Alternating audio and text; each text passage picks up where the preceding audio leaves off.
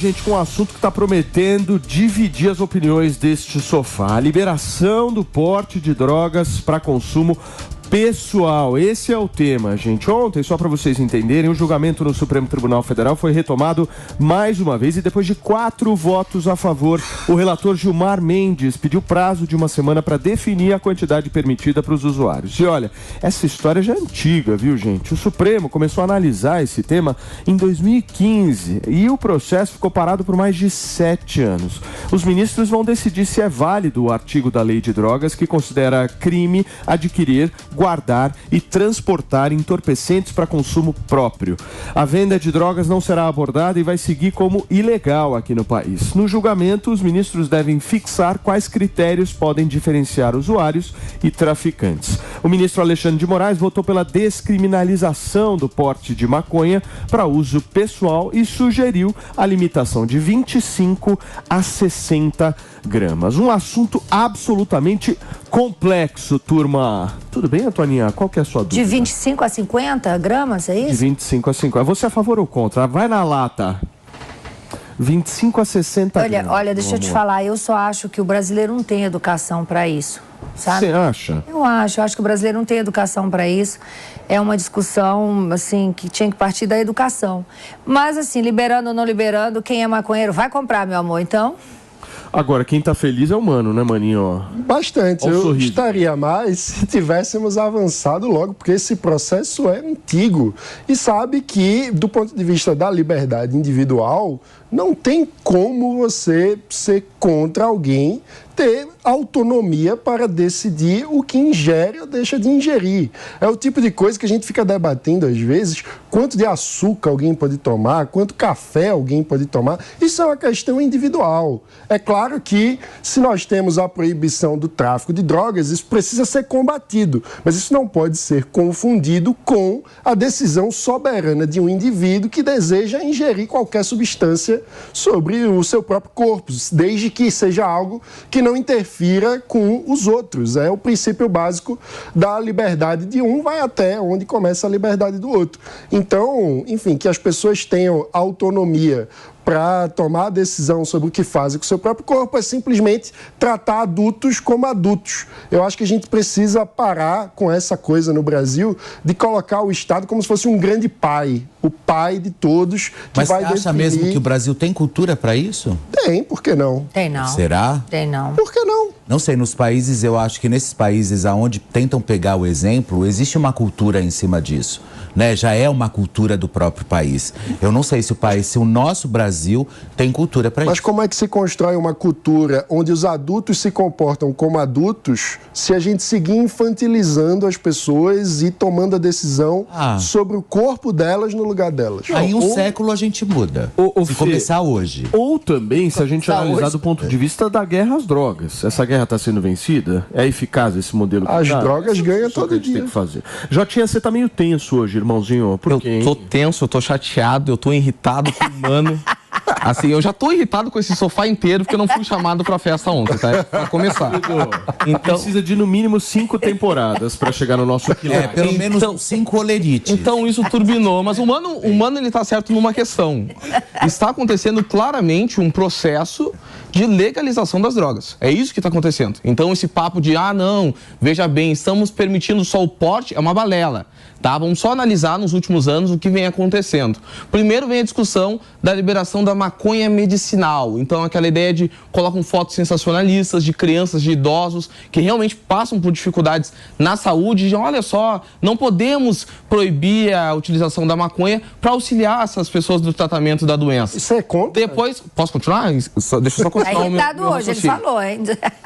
Depois nós podemos perceber a questão da maconha no esporte. Então, o esporte, que é uma sensação nacional, que nós vimos conversando a semana inteira sobre como, principalmente o futebol masculino, o vôlei feminino, etc., são tão importantes e servem de exemplo para a população, principalmente para os mais jovens. Então a gente passa a permitir uma mudança na cultura e nos valores das pessoas. E outra coisa, mano, não existe esse papo de mudar a cultura por cima. Então o Estado brasileiro tem que dizer como é que as pessoas vão se comportar culturalmente. Hoje, as drogas... Diz quando proíbe, não quando libera. Hoje, as pessoas são contra as drogas. É fácil. Quem gosta de droga é sociólogo, mano. Continuarão sendo. Quem gosta de droga... Quem é contra a droga não vai virar a favor porque o Estado deixou de proibir. Isso é infantilização das pessoas. As pessoas são adultas, capazes de decidir sobre seu próprio corpo. Não é o Estado que diz goste ou deixe de gostar. Esse é o modelo de hoje, quando o Estado está proibindo. Fala isso aí pra mulher da periferia, pra mulher negra da periferia. Eu tô falando isso porque nos jogam na conversa, tá? Sempre digam, vamos proteger a juventude negra do consumo das drogas.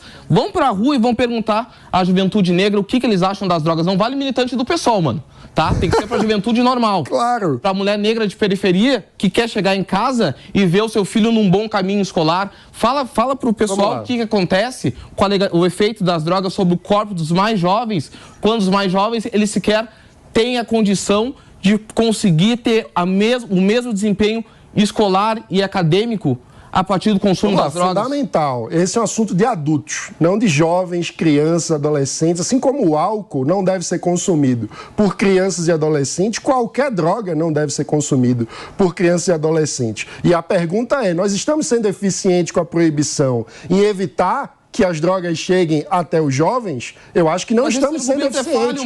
E esse é o modelo vigente. Atualmente nós proibimos e não estamos ganhando essa batalha. Então precisamos mudar a mentalidade e o paradigma. Tratar isso como uma política pública séria. E aí vem um segundo ponto, que é, você defende igualdade perante a lei? Se você defende igualdade perante a lei, precisamos ter clareza. Porque hoje a realidade, como muito bem trouxe o ministro Alexandre de Moraes no seu voto, trazendo um relatório da mediana das decisões tomadas pela própria Justiça, nós temos uma incongruência diante da lei. Porque hoje, analfabetos são considerados traficantes na mediana das decisões, isso que eu ia falar. Quando tem mais do que 32 gramas. O Congresso precisa se manifestar e precisa criar uma lei para diferenciar quem é usuário de quem é traficante, porque há uma zona cinzenta aí. Exato. E na ausência da lei, a Justiça já é obrigada a tomar a decisão que a lei deixou de esclarecer. E aí o que acontece é essa desigualdade diante da lei, porque o analfabeto é traficante com 32 gramas. Quem tem ensino médio é traficante com 40 gramas. E quem tem curso superior, só com 49. Essa é a realidade hoje da Justiça. Mas esse foi o relatório do CNJ sobre as decisões tomadas atualmente. Quando você pega o cômputo geral das decisões que são tomadas pelo Judiciário brasileiro. E olha... Foi o Gin. Esse papinho, tá, de liberdade individual acima de tudo. Foi o Gin. Eu sou um liberal por inteiro. Esse é um liberal por inteiro, tá? Essa ideia de... Precisamos ter uma lei igual para todos. Isso é muito sério. Mas ter uma clareza. O que é que diferencia o usuário do traficante? Não pode ser a escolaridade, não pode ser a classe isso, tu não precisa social, flexibilizar. não pode ser a cor da pele. Tem que ter clareza. O que é que diferencia o usuário do traficante? Tem que ter clareza. Por isso a decisão é fundamental. Tem que ter lei, tu não precisa flexibilizar absolutamente nada para ter essa lei. Não precisa flexibilizar isso.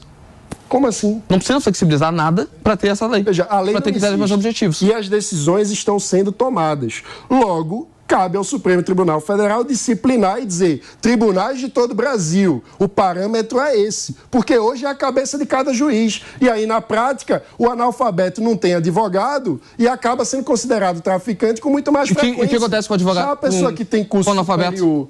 Vai preso. Não vai preso. Vai preso. Não vai preso. Não vai preso. O que acontece são medidas socioeducativas. E que bom que são medidas socioeducativas. Toma uma advertenciazinha, tá? E sofre medidas socioeducativas. Isso no caso que ele é considerado usuário, mas quando ele é considerado traficante, ele vai preso e fica lá na universidade do crime, convivendo com pessoas de alta periculosidade, sendo exposto a todo tipo de violação, sendo aliciado pelo crime organizado. Então, isso é uma política que hoje gera um alistamento para o exército do crime organizado dentro dos presídios. Isso precisa mudar. Essa lógica é fracassada. Quando no início da semana, o Derrite estava sentado aqui nesse sofá. Ele chegou e disse para nós o seguinte, que no Brasil, considerando o homicídio, de cada 100 casos, apenas um chega à cadeia.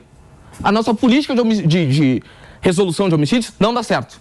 Qual é a tua sugestão para isso? Minha sugestão é focar no que mais importa. Não, segundo a tua lógica... Tem que parar de perder tempo em perseguir um maconheiro que está fumando um baseado para usar sua energia com homicídio. Segundo a tua lógica, mano, não dá certo. Vamos mudar. Vamos legalizar. Vamos concentrar o esforço naquilo que é mais importante. Não, segundo a tua lógica, vamos legalizar. Eu queria pedir para a nossa produção, se a nossa produção tiver a habilidade aí de criar uma vinheta, gostaria muito de criar uma vinheta. Vários cantores, assim, uma coisa liberal por inteiro. Nesse momento é importante a gente discutir liberalismo, meu querido Felipe Campos. Porque... Você quer usar minha voz? Fica à vontade, querida. Ah, perfeitamente. A minha Marlene Matos. O que ela falou? Ela tá brava hoje? Eu até perdi um pouco o raciocínio. A Marlene Matos deixa a gente nervoso. Vinheta. Sim, eu acho que é importante nesses momentos, meu querido Felipe Campos. Como é que você está vendo esse tipo de discussão, Fê? Dá a sua pitadinha e, obviamente, faça questionamentos, querido. Porque o que a gente gosta é isso. É uma entrada. Não, e eu volto a dizer o que eu disse no começo. Eu acho que não existe uma cultura ainda que rebata toda essa história. Eu acho que o humano, ele tem uma questão que eu acho incrível. Eu acho que tudo na teoria pro humano. Eu não sei, ele vive no mundo de Oz. O humano é fofo. Né? Ele vive. O humano é muito, pessoal. O humano é extremamente culto. Ele é um cara que realmente faz tudo acontecer. Mas eu acho que na teoria tudo isso é lindo, é maravilhoso. Agora, na prática, a gente sabe que no Brasil não funciona dessa forma. É impossível fazer esse tipo de coisa, maninho. Mesmo eu gostando de você, mesmo achando você um fofo. Mesmo fazendo a posição do Buda. Mesmo você tomando gin. É de tudo. Mas assim, não rola. O Brasil pode tratar os brasileiros adultos como adultos. Vamos fazer o seguinte, vamos dar uma olhada, turma, porque o microfone da Jovem Pan, ele tá em todos os lugares. A gente fez questão de ir às ruas para conversar com a galera, para entender um pouco o que eles estão achando sobre essa liberação do porte de drogas para consumo próprio. Fala, povo!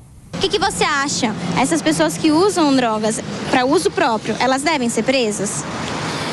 Não, porque elas usam droga por outro motivo, não é porque elas queiram, né? Às vezes é só porque é um vício que, infelizmente, né, elas entram e não sabem como sair. Às vezes está precisando só de uma ajuda, talvez até psicólogo, né? Não, presas não, né? Mas eu acho que deveria haver um lugar restrito para elas usarem. As EB, eu acho que primeiro tem que ser encaminhado para uma instituição de saúde. Eu era ex-usuário, né? Então você tem que ser encaminhado para uma instituição de saúde e aí, caso haja reincidência, aí sim ser preso, né? Procurar primeiro tratamento que mexe muito com o psicológico, né? Não há necessidade de ser preso. Tem outras coisas mais importantes para a pessoa ser presa. Agora, ser preso por causa de entorpecente é uma escolha. É uma escolha da pessoa. A sua liberdade para usar aquilo que você quiser, bem entender, assim como você toma cerveja e faz uso de qualquer outro tipo de droga lícita. Infelizmente a maconha ainda não foi descriminalizada como um todo, mas eu acredito que um julgado favorável enfim. Eu acredito que tudo que está dentro da lei deve ser seguido dessa forma. Se a lei define que para uma pessoa não é bom ela utilizar esse tipo de entorpecente, então ela não precisa usar. Se ela quer usar ou não, é a escolha dela. Muito bem, gente. Está aí a opinião do povo. Só tem maconheiro ali. Só entrevistar. O mundo é povoado por usuários. Só entrevistar o maconheiro. A Avenida Paulista já legalizou há muito tempo. Sério, assim. A verdade é essa. Você fica no... Já tinha tão lascado, já tinha. Primeiramente, assim, totalmente enviesado contra mim. Eu senti um ataque pessoal. Hoje ele tá aqui, tá? Um ataque pessoal, tá? Tem rixa. Tem rixa, certamente tem rixa. Certamente tem rixa. Mas, pessoal, assim, voltando... claramente a gente pode fazer um recorte social das pessoas que responderam à entrevista. Eu disse, aquele rapaz ali que disse que somos favoráveis e comparou droga a cerveja, que é uma responsabilidade total, certamente ele deve fazer algum curso de filosofia, ciências sociais, alguma coisa desse tipo, tá? Não tem nenhum tipo de perfil de quem é contrário a isso. E aí, maninho? Qual foi teu curso mesmo? Políticas públicas. Políticas públicas, me salvei. Me salvei. Mas O próprio ministro Barroso fala, não tem diferença entre alguém que depois do expediente janta e toma uma taça de vinho e vai dormir e alguém que depois do expediente decide fumar um baseado e dormir. Caramba, eu sou maconheira, então. O próprio ministro Barroso fala isso. É uma decisão... Agora eu começo a entender o que está acontecendo. É uma decisão que cabe a cada indivíduo. Porque a pessoa pode tomar uma taça de vinho e não pode fumar um baseado. Sim, de noite, eu inclusive adoro uma taça de vinho de noite, só que o álcool, tu pode perceber que ele tem um ciclo social que a gente consegue prever. Acontece a cervejinha de sexta-feira. A maconha, tem cara que acorda fumando maconha, vai pegar o carro, dirigir. Tem gente que acorda tomando uma pinga. Não, aí já é alcoolismo. Exato. Aí é o pavinato. Aí já estamos falando de pavinato, é outro programa. Daí é outra questão. Olha, o vinho tem quinino, sabe? É uma outra história.